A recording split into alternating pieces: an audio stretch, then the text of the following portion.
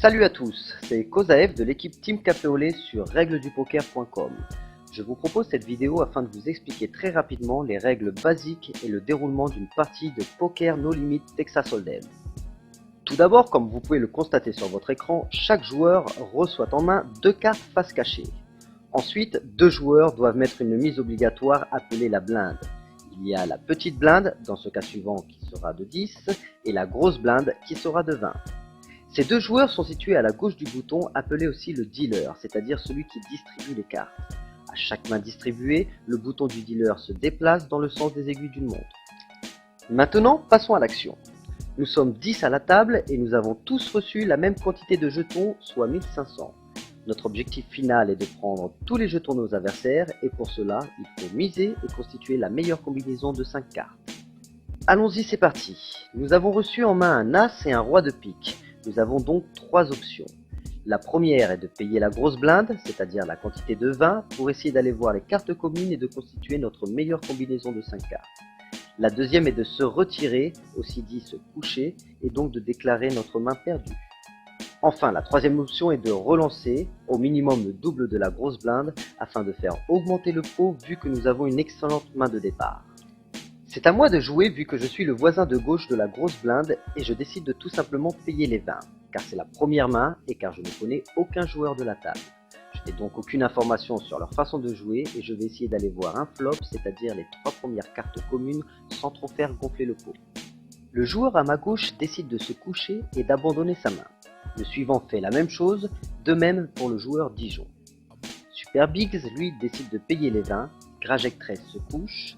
Le joueur en position appelée cut-off, c'est-à-dire juste avant le bouton, se couche également. Fontas, lui, au bouton, décide de relancer à 40, ayant l'avantage de parler à chaque fois le dernier, une fois les cartes communes sur le tableau. C'est bien cela l'avantage de la position du bouton. La petite blinde décide de ne pas compléter, la grosse blinde non plus. C'est donc encore à moi de jouer, et je décide de compléter la mise afin de voir le flop. Super Biggs, lui, il fait de même. Voyons le flop.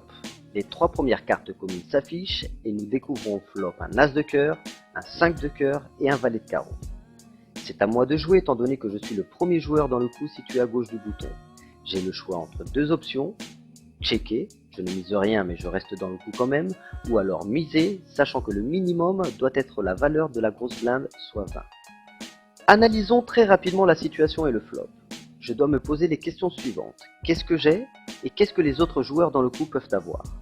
Moi j'ai top pair as, c'est-à-dire la paire la plus haute du tableau accompagnée comme kicker un roi. En ce qui concerne les 2 autres joueurs, j'ai du mal à croire qu'ils aient mieux que moi, car pour cela ils devraient avoir en main une paire de 5, une paire de valets, une paire d'as, un as valet ou alors un as 5, ce qui représente en soi très peu de mains. Je décide donc de checker afin de voir ce que feront mes adversaires en espérant que l'un d'eux misera dans le but de le relancer. Super Big check aussi et Fontas le joueur au bouton mise 40.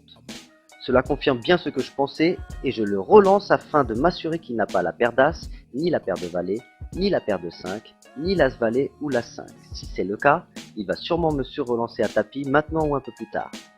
C'est au tour de Super Biggs de payer, mais il décide de se coucher et d'abandonner sa main. Fontas, lui, paye juste ma relance.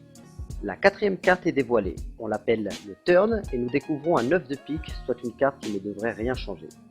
J'estime que le pot de 430 est assez intéressant, je ne veux pas prendre le risque de perdre plus au cas où Fontas aurait effectivement les mains dont je vous ai parlé auparavant. Donc je décide à ce moment de checker, Fontas lui fait de même. La 5e et dernière carte commune est dévoilée, on l'appelle la river. On découvre un as de carreau, ce qui me rassure encore un peu plus vu que maintenant j'ai un brelan d'as. Je décide de miser à peu près la moitié du pot, soit 220. Fontas, lui, décide de ne pas payer et déclare sa main perdue. S'il avait payé en revanche, nous aurions montré tous les 2 nos cartes et la meilleure combinaison aurait remporté le pot. Et bien voilà, j'espère que vous aurez compris le déroulement d'une main de poker Texas Hold'em. On se retrouve très prochainement pour d'autres vidéos explicatives. C'était Kozaev de l'équipe Team Café au lait. À très bientôt sur règlesdupoker.com.